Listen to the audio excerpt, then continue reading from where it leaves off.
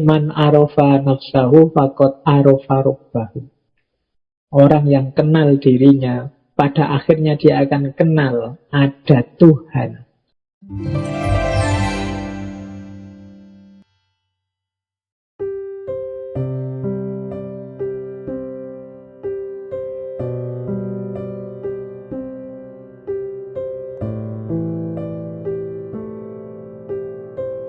Tanda-tanda orang yang cinta pada dirinya, orang yang punya kualitas self-love.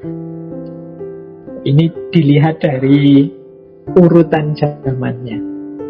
Orang yang mencintai dirinya itu, dia melihat masa lalu tanpa penyesalan. Melihat hari ini dengan rasa syukur, dan melihat masa depan tanpa rasa khawatir. Kalau teman-teman punya kualitas ini, mungkin tenang hidupnya. Hari ini melihat masa lalu dan tidak menyesal. Lupa kan di masa lalu kadang-kadang kita melakukan salah, melakukan dosa. Iya, tidak menyesal itu dalam arti itulah yang kemarin aku lakukan, aku terima. Sekarang akan aku perbaiki. Ternyata aku masih kurang di sini, aku masih lemah di sini. Aku terima situasiku itu dan aku perbaiki sekarang. Kan banyak orang yang hidupnya murung terus, gelisah terus karena menyesali masa lalu. Orang yang semacam ini kan orang yang tidak bisa menerima bahwa kemarin itu aku salah, kemarin itu aku keliru, aku harusnya tidak begitu, aku harus tidak. Jadi dia hidupnya kacau hari ini karena apa? Menyesali masa lalu. Ya kalau cuma disesali hanya akan menggelisahkan. Kita terima, wong dia sudah terjadi. Kalau orang Jawa itu punya prinsip rilo lan rimo. Ya sudah, kita relakan yang sudah terjadi. Yang memang bisa diperbaiki, kita perbaiki. Yang keliru-keliru kita benarkan lagi. Ini namanya melihat masa lalu tanpa penyesalan. Kita sering mencela diri kita, memarahi diri kita gara-gara masa lalu ini. Kenapa aku dulu lemah? Kenapa aku dulu pengecut? Kenapa aku dulu tidak pemberani? Kenapa aku dulu kok tidak serius belajar? Nah ini kalau kita bawa sampai hari ini, itu kita akan gelisah sendiri. Hidup kita tidak akan tenang, tidak akan nyaman. Salah satu indikasi bahwa kita tidak mencintai diri kita. Diri kita jadi sumber penyesalan. Nah yang kedua, melihat hari ini dengan rasa syukur. Jadi menghadapi hidup ini segala dinamikanya kita syukuri. Selalu ada sudut-sudut yang membahagiakan asal perspektif kita positif. Kalau kita ujian kok tidak lulus, oh berarti memang disuruh belajar lagi. Berarti kemampuannya belum cukup. Alhamdulillah loh masih ada nilainya misalnya. Nah ini jiwa yang bersyukur. Kok melakukan apa gagal, berarti harus berusaha lagi, harus berupaya lagi. Berarti memang kemampuanku hanya sampai ini, harus di-upgrade lagi. Yang sudah aku peroleh aku syukuri, yang belum aku kembangkan lagi. Nah ini menghadapi hidup dengan rasa syukur. Dan melihat masa depan tanpa rasa khawatir. Ini juga sering mengganggu hidup kita. Kuliah jadi tidak serius karena mikir, aduh Pak, saya kuliah kok jurusannya jurusan ini ya, besok masa depanku kayak gimana. Nanti kita berkaca lihat diri kita, aduh Pak, wajahku kok kayak gitu ya, kira-kira ada enggak yang mau sama saya ya nanti ini. Jadi kita khawatir masa depan terus.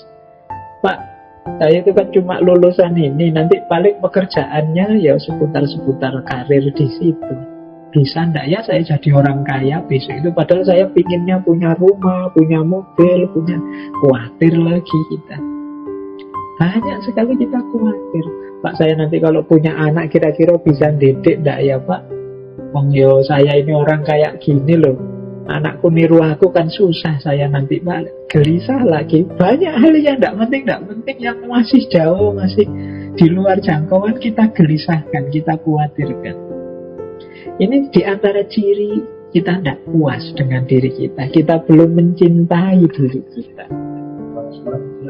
Maka teman-teman, yuk mulai hari ini kita cintai diri kita.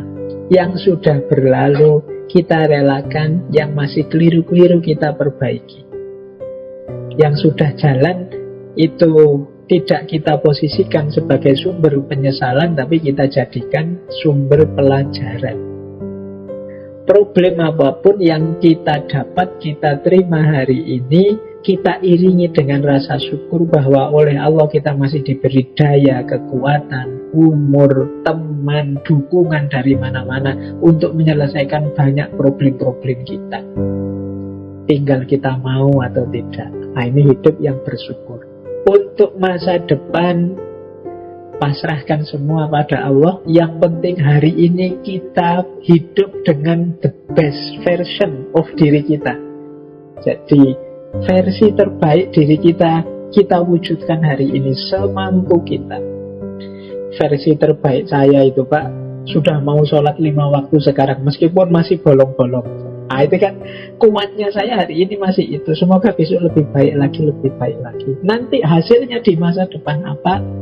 Di luar kuasa kita, pasrahkan saja pada yang di atas, pada Allah. Jadi masa lalu tanpa penyesalan, masa kini syukur yang mendalam, dan masa depan tanpa kekhawatiran. Ini menunjukkan kita puas dengan diri kita. Indikasi bahwa kita mencintai diri. Jadi ini penting bagi teman-teman untuk membangun kualitas dan kualifikasi ini. Nah, kalau ini manifestasi. Manifestasi itu bukti bahwa kita ini benar-benar sosok yang mencintai diri kita. Nah, ini istilahnya ada self-nya semua. Ini menurut saya konsep diri yang ideal, yang mencintai dirinya. Yang paling dasar, paling awal, orang yang mencintai diri itu adalah self-awareness. Self-awareness itu orang yang menyadari dirinya. Jadi self-awareness itu ya orang yang punya pengetahuan, sadar tentang kondisi dirinya. Oh, aku itu orangnya kayak gini loh. Kelebihanku ini, kekuranganku ini. Ini self-awareness, sadar tentang dirinya.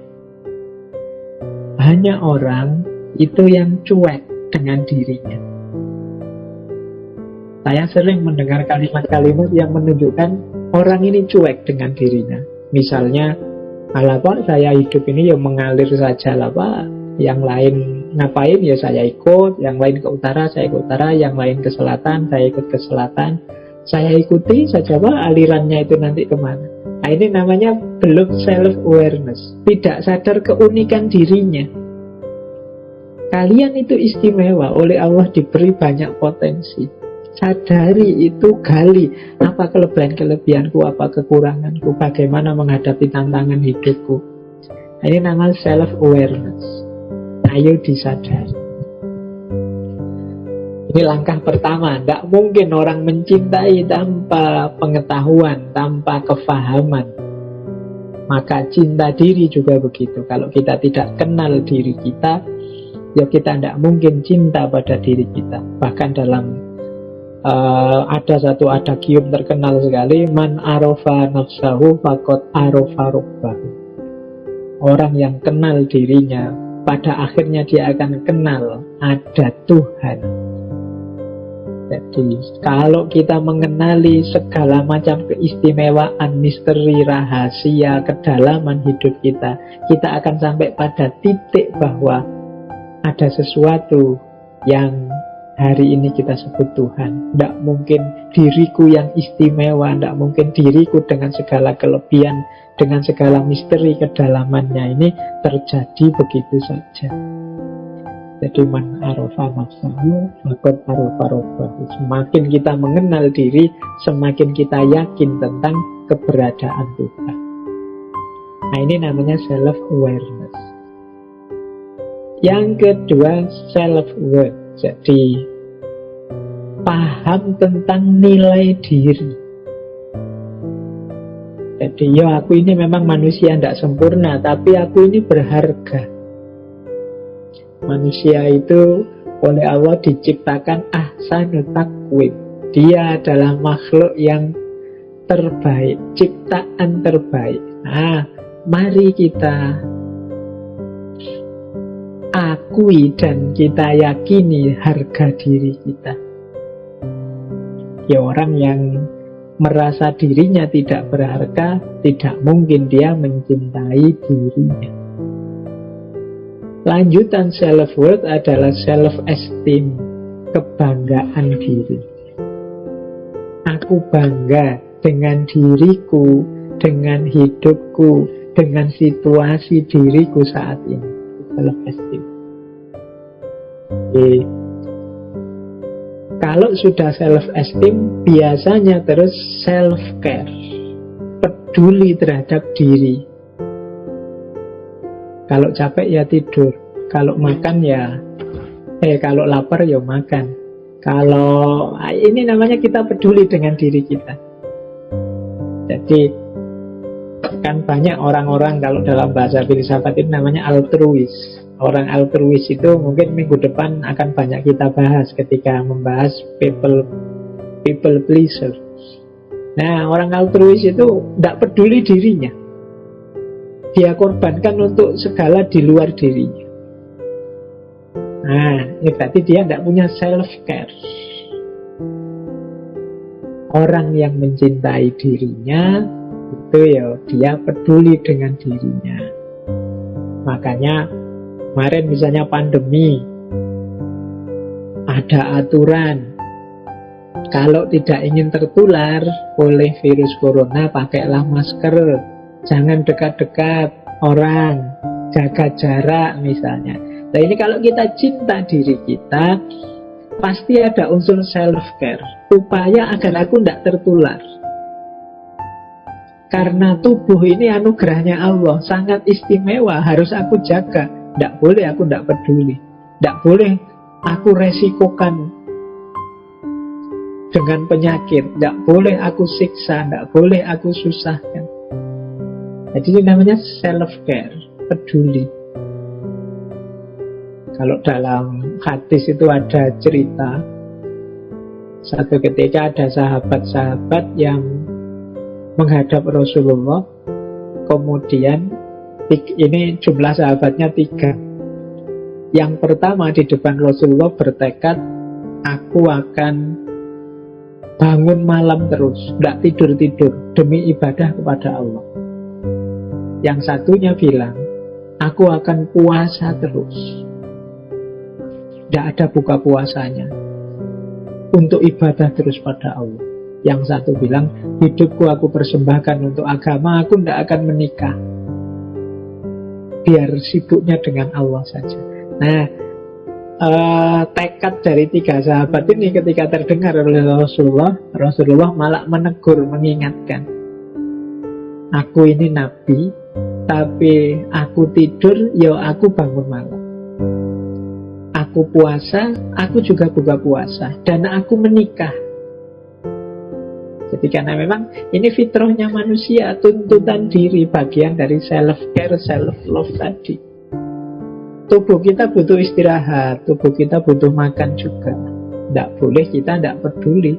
Sakit biar saja Pak, kalau Allah nakdir sakit. Tidak, Allah itu memberi amanat kita untuk menjadi khalifah di muka bumi, antara lain yang mengkhalifahi diri kita sendiri. Kalau kita cuek saja, tidak peduli dengan diri kita, itu ya berarti kita gagal menjadi khalifahnya untuk diri kita sendiri, apalagi untuk mengkhalifahi alam semesta. Jadi ciri self-love yang keempat adalah peduli diri. Nah, yang kelima, kalau ini tidak sekedar membanggakan diri atau bersyukur, tapi ada self-assessment. Mau melakukan evaluasi diri. Dulu kita pernah membahas tentang muhasabah. Ini bagian dari self-assessment. kita itu bukan makhluk yang sempurna. Ada kurang-kurangnya, ada keliru-kelirunya, ada meleset-melesetnya. Tidak selalu pas yang kita lakukan itu. Misalnya tadi kita mau peduli dengan diri kita. Loh, yang kita lakukan sudah pas apa belum? Untuk melakukan ini kan kita perlu self-assessment.